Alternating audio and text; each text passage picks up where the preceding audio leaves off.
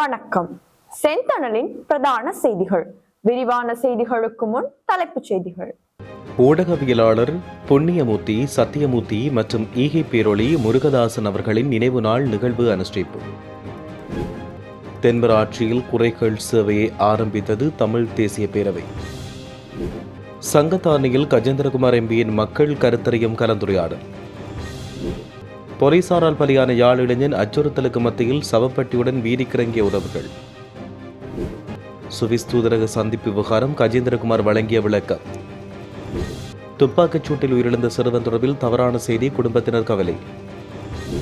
அல்லைப்பட்டி துப்பாக்கிச் சூட்டில் முரண்படும் புகைப்பட ஆதாரங்கள். கொழும்பு பாடசாலையில் இடிந்து விழுந்த சுவர், 3 மாணவர்கள் வைத்தியசாலையில். கொழும்பில் இளைஞன் மீதான கொடூர தாக்குதல், சமூக வலைதள காணொலியால் சிக்கிய 7 பேர். கனடா பாடசாலையில் இடம்பெற்ற கோர துப்பாக்கிச்சூடு, சந்தேக நபர் அடையாளம் காணப்பட்டார். அகமதாபாத் விமான விபத்து பின்னணி வெளியான அறிக்கையால் பரபரப்பு. ரஷ்யாவில் வாட்ஸ்அப்பை பயன்படுத்த தடை, புடினின் அதிரடி நடவடிக்கை. தொடர்வன விரிவான செய்திகள். ஊடகவியலாளர் புண்ணியமூர்த்தி, சத்தியமூர்த்தி மற்றும் ஈகை பேரொளி முருகதாசன் அவர்களின் நினைவு நாள் நிகழ்வு தமிழ் தேசிய மக்கள் முன்னணி தலைமை காரியாலயத்தில் இன்று இடம்பெற்றது. இந்த நினைவேந்தல் நிகழ்வில் தமிழ் தேசிய மக்கள் முன்னணியின் தலைவரும் நாடாளுமன்ற உறுப்பினருமான கஜேந்திரகுமார் பொன்னம்பலம், முன்னாள் நாடாளுமன்ற உறுப்பினர் செல்வராசா கஜேந்திரன் மற்றும் கட்சியின் உறுப்பினர்கள் கலந்து கொண்டனர். 2009ஆம் ஆண்டு பிப்ரவரி 12ஆம் தேதி முல்லைத்தீவு மாவட்டம் தேவிபுரத்தில் இலங்கை ராணுவத்தின் எறிகணை தாக்குதலில் படுகாயமற்று உயிரிழந்த ஊடகவியலாளர் சத்தியமூர்த்தி, இவரின் ஊடகப் பணியை பாராட்டி இவருக்கு நாட்டு பெற்றாட விருது வழங்கி கௌரவிக்கப்பட்டது. மேலும் ஈகை பேரொளி முருகதாசன், வர்ணகுலசிங்க முருகதாசன் என்பவர் ஈழத்தமிழர்களுக்காக தன்னைத்தானே தீயாக அர்ப்பணித்த ஒரு போராட்ட வீரர் என்று தெரிவிக்கப்பட்டுள்ளது. சாவகச்சேரி வடக்கு செல்வ விநாயகர் சனசமூக நிலையத்தில் ஏற்பாடு செய்யப்பட்ட கலந்துரையாடலில் அந்த பகுதி மக்களின் குறை நிறைகள் மற்றும் தேவைப்பாடுகள் தொடர்பாக கேட்டறிந்த யாழ் மாவட்ட நாடாளுமன்ற உறுப்பினர் கஜேந்திரகுமார் பொன்னம்பலம் கூட்டத்தில் கலந்து கொண்டிருந்த தமிழ் தேசிய பேரவையின் உள்ளூராட்சி உறுப்பினர்கள் மக்கள் கேட்ட குறை மற்றும் தேவைப்பாடுகளை உரிய முறையில் செய்யக்கூடிய வேலைகள், நாடாளுமன்ற உறுப்பினர் செய்யக்கூடிய வேலைகள் என இரண்டாக பிரித்து அது தொடர்பாக அறிக்கையை தனக்கு சமர்ப்பிக்குமாறு அவர்களுக்கு தெரிவித்ததோடு உள்ளூராட்சி மன்றங்களூடாக செய்யக்கூடிய வேலைகளை அவர்கள் விரைவாக அந்த மக்களுக்கு செய்து கொடுக்க வேண்டும் என்று உத்தரவு பிறப்பித்தார். அதன் பின்னர் சமகால அரசியல் தொடர்பாக உரையாற்றிய நாடாளுமன்ற உறுப்பினர் கஜேந்திரகுமார் பொன்னம்பலம், இலங்கை சுதந்திரமடைந்த நாளிலிருந்து இன்று வரை தமிழ் பேசும் மக்கள் தமது உரிமைக்காக தொடர்ச்சியாக பல்வேறு வழிகளில் போராடி வருவதோடு தமிழ் மக்களின் எதிர்கால இருப்பு மற்றும் ஒரு அரசியல் தீர்வு என்பன புதிய அரசியல் யாப்பினூடாக பெற்றுக்கொள்ள முடியும் என்பதால் வடகிழக்கு பிராந்தியத்தில் வசிக்கும் தமிழ் பேசும் மக்கள் தொடர்ச்சியாக கூட்டாட்சி தீர்வொன்றை எதிர்பார்த்திருப்பதை ஒவ்வொரு தேர்தல்களிலும் மக்கள் தெளிவாக ஆணை வழங்கி வருகின்றார்கள். புதிய அரசியல் யாப்புக்கான வரைவு தயாரிக்கப்படும் போது தமிழ் பேசும் மக்களின் அபிலாஷைகள் அதில் தெளிவாக உள்ளடங்கக்கூடிய வகையில் அமையாத சந்தர்ப்பத்தில் ஏற்கனவே எல்லோராலும் எதிர்க்கப்பட்ட ஏகேராட்சி என்கின்ற வரைவை அல்லது அது போன்ற ஒற்றையாட்சிக்குட்பட்ட தீர்வினை முன்வைத்து சர்வஜன வாக்கெடுப்புக்காக தமிழ் பேசும் மக்கள் மட்டத்தில் வரும்போது இத்தனை ஆண்டு இழப்புக்கள் மற்றும் தியாகங்களுக்கு மதிப்பளிக்கும் வகையில் தமிழ் மக்கள் உறுதியாக அதை எதிர்ப்பதோடு அதிகாரமற்ற எந்த தீர்வையும் ஏற்றுக்கொள்ள முடியாது. மாறாக தமிழ் தேசமும் அதன் இறைமையும் அங்கீகரிக்கக்கூடிய வகையிலான கூட்டாட்சி தீர்வினை புதிய அரசியல் யாப்பில் கொண்டுவரப்பட வேண்டும் என்கின்ற கோரிக்கையை பகிரங்கமாக முன்வைப்பதற்கு தயாராக இருக்க வேண்டிய அவசியமாகிறது என்று குறிப்பிட்டார். இந்த சந்திப்பில் தமிழ் தேசிய பேரவையின் உள்ளூராட்சி மன்ற உறுப்பினர்களும் கலந்து கொண்டனர். சாவகச்சேரி சங்கத்தானை சாரதா சனசமூக நிலையத்தில் நடைபெற்ற மக்கள் கருத்தறியும் கலந்துரையாடலில் அந்த பகுதி மக்களின் எதிர்நோக்கும் பிரச்சினைகள் மற்றும் தேவைப்பாடு தொடர்பில் கேட்டறிந்த யாழ் மாவட்ட நாடாளுமன்ற உறுப்பினர் கஜேந்திரகுமார் பொன்னம்பலம் கூட்டத்தில் கலந்து கொண்டிருந்த சாவகச்சேரி நகர சபையின் தவிசாளர் மற்றும் உள்ளூராட்சி உறுப்பினர்கள் இலகுவான முறையிலும் விரைவாகவும் மக்களின் தேவைகளை பூர்த்தி செய்வதற்கு நடவடிக்கை எடுக்க வேண்டும் என்று அவர்களுக்கு ஆலோசனை வழங்கினார். அதைத் தொடர்ந்து சமகால அரசியல் தொடர்பாக நிலைமைகள் பற்றி நாடாளுமன்ற உறுப்பினர் கஜேந்திரகுமார் பொன்னம்பலம் அவர்கள் குறிப்பிடுகையில், தமிழ் பேசும் மக்கள் உரிமைகளுக்காக நீண்ட காலம் போராடி வருவது எதிர்கால இருப்பு மற்றும் நிலையான அரசியல் தீர்வு என்பவற்றுக்காகவே. புதிய அரசியல் யாப்பினூடாக நிலையான தீர்வை பெற்றுக்கொள்ள முடியும். புதிய அரசியல் யாப்பானது ஒற்றையாட்சி நீக்கப்பட்டு அதற்கு பதிலாக கூட்டாட்சி அரசியல் யாப்பாக இருப்பது அவசியமானது. இதைத்தான் ஒவ்வொரு தேர்தல்களிலும் நமது தமிழ் மக்கள் அனைத்து தமிழ் தேசிய கட்சிகளுக்கும் ஆலோசனையாக வழங்கி வருவதாகவும் அவர் இதன்போது தெரிவித்துள்ளார்.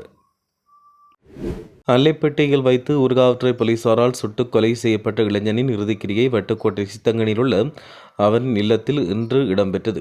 அதன் பின்னர் பதாதைகளை தாங்கியவாறு சவப்பட்டியுடன் வந்த உறவுகள் வீதியிலிருந்து நமது பிள்ளைக்கு நீதி வேண்டும், போலீசாரின் அராஜகம் தொடர்கிறது என்று கோஷமிட்டவாறு ஆர்ப்பாட்டத்தில் ஈடுபட்டனர். எனினும் அல்லைப்பட்டி துப்பாக்கிச் சூட்டில் உயிரிழந்த இளைஞனுக்கு நீதி கோரி போராட்டங்களை முன்னெடுக்க வேண்டாம் என்று வட்டுக்கோட்டை போலீசார் மறைமுக அச்சுறுத்தல் விடுத்ததாக தெரிவிக்கப்படுகிறது. உயிரிழந்த நபரின் ஒருவர்களிடம் ஏற்கனவே வாக்குமூலம் பெறப்பட்ட நிலையில் துப்பாக்கிச்சூடு சம்பவத்தோடு தொடர்புடைய போலீஸ் உத்தியோகத்தரிடமும் சம்பவத்தினத்தன்று கடமையில் இருந்த ஏனைய பதவிநிலை உத்தியோகத்தரிடமும் வாக்குமூலம் பெறப்பட உள்ளதாக மனித உரிமைகள் ஆணைக்குழு அறிவித்துள்ளது. சுவிட்சர்லாந்து தூதரக ஏற்பாட்டில் நடைபெற ஏற்பாடான சந்திப்புக்கு எந்த விதத்திலும் நாங்கள் இடைஞ்சலாக இருக்கவில்லை என அகில இலங்கை தமிழ் காங்கிரசினுடைய பொதுச் செயலாளரும் நாடாளுமன்ற உறுப்பினருமான கஜேந்திரகுமார் பொன்னம்பலம் தெரிவித்திருந்தார். சுவிட்சர்லாந்து தூதரகத்தின் ஏற்பாட்டில் எதிர்வரும் 19ஆம் தேதி தமிழ் தேசிய கட்சிகளின் பிரதிநிதிகளுக்கிடையில் ஒழுங்குபடுத்தப்பட்ட விசேட சந்திப்பு தமிழ் தேசிய பேரவையின் கூட்டம் காரணமாக கால வரையறை குறிப்பிடாமல் தற்காலிகமாக தள்ளி வைக்கப்பட்டதாக வெளியான செய்தி தொடர்பில் கஜேந்திரகுமார் பொன்னம்பலம் யாழில் நேற்று ஊடக சந்திப்பை தெரிவித்தார்.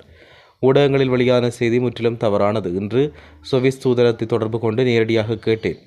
அதை அவர்கள் முற்றுமுழுதாக மறுத்தனர். நாங்கள் அந்த முயற்சியை கைவிடவில்லை. அந்த செய்தி வெளிவருவதனூடாக அதில் கலந்து கொள்ளும் தரப்புகளுக்கு பிரச்சினை வருமோ என்கின்ற ஒரே ஒரு சிந்தனையை தவிர வேறு எந்த ஒரு பிரச்சனையும் இருக்கவில்லை. அந்த 19ஆம் தேதிக்குரிய சந்திப்பு முயற்சிகள் தற்போது உறுதிப்படுத்த முடியாத இடத்தில் இருக்கிறது என்று சொல்லப்பட்டுள்ளது. நானே சுவிஸ் அரசாங்கத்துக்கு கேட்டு இந்த முயற்சி மேற்கொண்டதாக ஒரு செய்தி பரப்பப்பட்டது. மேலும் அதுவும் தவறான கருத்து. இலங்கை தமிழரசு கட்சியினுடையதும் சுமந்திரன் தான் சுவிட்சர்லாந்து தூரத்தை கேட்டு இந்த சந்திப்பை ஏற்படுத்தினார். அதே தரப்பு 15ஆம் தேதி தமிழ் தேசிய பேரவை குறிப்பாக நான் இந்த விடயம் தொடர்பாக ஒரு கூட்டம் ஒன்றை ஒழுங்கு செய்திருப்பதாகவும் எங்களுக்கு அழைப்பு விடுக்கப்பட்டதாகவும் காரணமாக 2 கூட்டங்கள் அவசியமில்லை. தங்களுக்கு தொடர்பாக குழப்பமாக இருப்பதால் தங்களது உரையாடலில் கலந்து கொள்வது சம்பந்தமாக உறுதிப்படுத்த முடியாது என்ற கருத்தை சொல்லியிருந்ததாகவும் இதுவே உண்மை என்றும் அவர் இதன் போது தெரிவித்தார். எமது பிள்ளையை பற்றி தவறான செய்தியை பரப்பி வருவதால் பிள்ளையை இழந்து வாடும் எமக்கு அந்த செய்தி மிக மனவருத்தத்தை தருவதாக அல்லைப்பட்டி துப்பாக்கிச் சூட்டு சம்பவத்தில் உயிரிழந்த சிறுவரின் வீட்டார் தெரிவிக்கின்றனர். வவுனியாவில் உள்ள ஒருவரிடம் சம்பவ தினம் நடந்த அன்று அந்த கயஸ் வாகனத்தை வாங்கியிருந்தோம். அன்று இரவு வேலணைக்கு செல்லும் போது உயிரிழந்த சிறுவரின் சிறிய தந்தை வாகனத்தை செலுத்திச் சென்றார். ஆள் நடமாட்டமற்ற வீதியில் வாகனத்தை தான் செலுத்தப் போவதாக கேட்டதால் வாகனத்தை கொடுத்தார். காவல்துறை மறித்த போது நிற்காமல் ஓடியதை அவன் செய்த தவறு. அதற்காக அவர் மீது துப்பாக்கி பிரயோகம் மேற்கொண்டு அவர் உயிரிழந்து விட்டார். ஆனால் சில ஊடகங்கள் அவர் தொடர்பில் தவறான கருத்துக்களை பதிவு செய்து வருவதாக தெரிவிக்கப்பட்டுள்ளது. மேலும் ஊடகங்களில் வெளிவரும் செய்திகள் தொடர்பில் நாம் சொன்னபோது ஊடகங்களில் வருகின்ற செய்திகளுக்கு நாம் என்ன செய்ய முடியும் என்று காவல்துறையினர் திருப்பி கேட்டதாக குறிப்பிடப்பட்டுள்ளது. மகனை இழந்து வாடும் மகளுக்கு மகன் தொடர்பில் வெளியாகும் செய்திகள் மிக வேதனை அளிப்பதாக அவர் இதன்போது தெரிவித்தார். அல்லைப்பட்டி துப்பாக்கிச் சூட்டில் உயிரிழந்த சிறுவனின் சம்பவத்தை சுற்றி பல சர்ச்சைகள் உள்ளதாக நாடாளுமன்ற உறுப்பினர் கஜேந்திரகுமார் பொன்னம்பலம் தெரிவித்தார். காவல்துறை வெளியிட்ட புகைப்படங்களும் அவர்கள் கூறும் தகவலும் ஒன்றுக்கொன்று முரண்படுவதாக அவர் சுட்டிக்காட்டினார். சம்பவத்துடன் தொடர்புடைய வாகனத்தில் மாடு, வாள், கயிறு இருந்ததாக கூறப்பட்டாலும் அதில் பல குழப்பங்கள் காணப்படுகிறது. வாகனத்தில் சாணம் இருந்தது, மாடு இருந்தமைக்கான ஆதாரமாக கூறப்பட்ட நிலையில் துப்பாக்கிச்சூடு நடந்த இடத்திலிருந்து சிறிய தூரத்தில் சாணத்துடன் யூரியாவை கண்டுபிடிக்கப்பட்டதாகவும் சந்தேக மதிப்பிடவும் அவர் தெரிவித்தார். கொழும்பு பொரளையில் அமைந்துள்ள பாடசாலை ஒன்றில் பாதுகாப்பு சுவர் இடிந்து விழுந்து 3 மாணவர்கள் காயமடைந்தனர். கொழும்பு மாநகர சபைக்கு சொந்தமான புல்டோசர் ஒன்று குறித்த பாடசாலையின் பாதுகாப்பு சுவருடன் மோதி இந்த விபத்து ஏற்பட்டது. இயந்திரம் சுவரில் மோதிய வேகத்தில் சுவர் சரிந்து விழுந்ததாக தெரிவிக்கப்படுகிறது. காயமடைந்த மாணவர்களில் ஒருவர் தற்போது கொழும்பு தேசிய மருத்துவமனையின் தீவிர சிகிச்சை பிரிவில் அனுமதிக்கப்பட்டு சிகிச்சை பெற்று வருகிறார். காயமடைந்த 16 மாணவர்கள் என்றும் குறிப்பாக அவர்கள் பாடசாலை விளையாட்டு மைதானத்தில் இருந்ததாக தெரிவிக்கப்படுகிறது. கொழும்பின் புறநகர் பகுதியான ராஜகிரியவில் இளைஞர் ஒருவரை மண்வெட்டியால் தாக்கிய சம்பவம் தொடர்பில் 7 பேர் கைதாகினர். சமூக ஊடகங்களில் பகிரப்பட்ட காணொலிகளை ஆதாரமாக கொண்டு இந்த கைது இடம்பெற்றது. சம்பவம் தொடர்பில் வெலிக்கடை போலீஸ் நிலையத்தில் கடந்த 9ஆம் தேதி முறைப்பாடு செய்யப்பட்டது. அதன்படி மேற்கொள்ளப்பட்ட விசாரணையில் குறித்த சம்பவம் சுமார் 2 மாதங்களுக்கு முன் நடைபெற்றுள்ளது. சம்பவம் தொடர்பில் கைது செய்யப்பட்டோர் 15 முதல் 24 வயதுக்குட்பட்டவர்கள் என்று போலீசார் தெரிவித்துள்ளமையும் குறிப்பிடத்தக்கது. இனி சர்வதேச செய்திகள். கனடாவின் பிரிட்டிஷ் கொலம்பியாவில் 8 பேரை கொன்று டஜன் கணக்கானவர்களை காயப்படுத்திய துப்பாக்கிச் சூட்டில் 18 வயது இளைஞர் சந்தேக நபராக குறிப்பிடப்பட்டுள்ளார். ஜெஸ்ஸி வான் ரூட்ஸ்லார் தன்னைத்தானே துப்பாக்கியால் சுட்டுக்கொண்டு சம்பவ இடத்தில் இறந்து கிடந்ததாக தெரிவிக்கப்பட்டது. தாக்குதலுக்கு காரணம் இன்னும் தெரியவில்லை. டம்ளர் ரிச் மேல்நிலைப் பள்ளியில் 6 பேர் கொல்லப்பட்டனர் மற்றும் குறைந்தது 25 பேர் காயமடைந்தனர். சந்தேக நபரின் தாய் 39 மற்றும் வளர்ப்பு சகோதரர் 11 ஆகிய இருவர் அருகிலுள்ள வீட்டில் இறந்து கிடந்தனர்.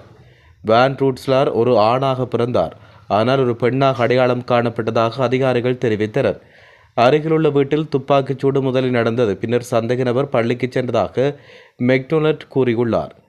துப்பாக்கிச்சூட்டு தொடர்புடைய வேறு சந்தேக நபர்கள் இருப்பதாகவும் அதிகாரிகள் நம்பவில்லை என்று தெரிவிக்கப்படுகின்றமையும் குறிப்பிடத்தக்கது. அகமதாபாத் விமான விபத்துக்கு காரணம் தொழில்நுட்ப கோளாறு அல்ல, மாறாக விமானியின் திட்டமிட்ட செயல் என வெளிநாட்டு ஊடகம் ஒன்று அறிக்கை வெளியிட்டுள்ளது. இந்த அறிக்கையில் விமானம் புறப்பட்ட 32 வினாடிகளில் அதன் எரிபொருள் சுவிட்சுகள் கையால் அணைக்கப்பட்டதாகவும் இதனால் என்ஜின்கள் இயங்காமல் போனதாகவும் தெரிவிக்கப்படுகிறது. அத்துடன் இவ்வாறு நடந்துள்ளது என்றால் இது ஒரு தற்செயலான தவறு அல்ல, திட்டமிட்டு செய்யப்பட்ட செயல் என்று விசாரணையில் தெரிய வந்துள்ளது. இந்த விபத்து சம்பவம் தொடர்பில் அமெரிக்காவின் வாஷிங்டனில் ஆய்வு செய்யப்பட்டது. இதன்போது விமானத்தின் காப்பிக் குரல் பதிவு தரவுகள் மூலம் விமானத்தின் தலைமை விமானி கேப்டன் சுமித் சபர்பாலி என்ஜின்களை அணைத்ததாக தெரிய வருவதாக அறிக்கை கூறுகிறது. இந்த விமானி மன அழுத்தத்தில் இருந்தமை விபத்து நடந்து ஒரு மாதத்துக்கு பின் தெரிய வந்துள்ளது. மேலும் போயிங் 787 ட்ரீம்லைனர் ரக விமானத்தின் 2 என்ஜின்களும் ஒரே நேரத்தில் இயந்திர கோளாறு காரணமாக செயலிழக்க வாய்ப்பில்லை என்று அமெரிக்க நிபுணர்கள் உறுதிப்படுத்தியுள்ளதாக தெரிவிக்கப்படுகின்றது. ரஷ்யா தன்னுடைய நாட்டில் வாட்ஸ்அப் சமூக ஊடகங்களை முற்றிலும் தடுக்க முயற்சித்துள்ளதாக சர்வதேச ஊடகங்கள் செய்தி வெளியிட்டுள்ளன. அதன் மூலம் இணையதளத்தின் மீது அதிக கட்டுப்பாடு எதிர்பார்க்கப்படுகிறது என்று கூறப்படுகிறது. ரஷ்யாவில் 100 மில்லியனுக்கும் அதிகமான மக்கள் வாட்ஸ்அப் செயலியை பயன்படுத்துவதாக மெட்டாவுக்கு சொந்தமான வாட்ஸ்அப் குழு தெரிவித்துள்ளது. பாதுகாப்பு காரணங்களை காரணம் காட்டி ரஷ்யா சமீபத்தில் டெலிகிராம் சமூக ஊடக தளத்துக்கான அணுகலை கட்டுப்படுத்தியுள்ளது. ரஷ்யாவில் வாட்ஸ்அப் சமூக ஊடகத்தைப் போல டெலிகிராமும் அதிகமான பயனர்களை கொண்டிருப்பதாக தெரிவிக்கப்பட்டுள்ளது. இத்துடன் செய்திகள் நிறைவடைகின்றன. வணக்கம்.